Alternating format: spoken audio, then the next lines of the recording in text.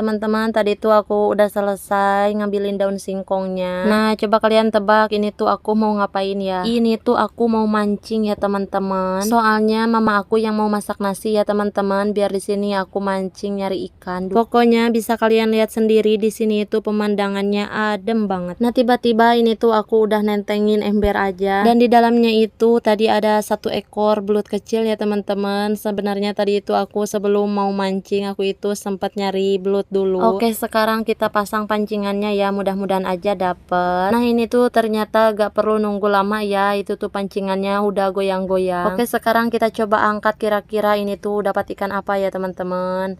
Lah, ini tuh ikan bawal loh teman-teman, masih kecil. Ini tuh ikan bawalnya masih terlalu kecil. Nanti kita lepasin lagi aja ya, soalnya ini tuh kalau digoreng juga dagingnya belum ada. Oke teman-teman, untuk videonya sampai di sini dulu ya. Sampai ketemu lagi di videonya Mama Alisa yang selanjutnya.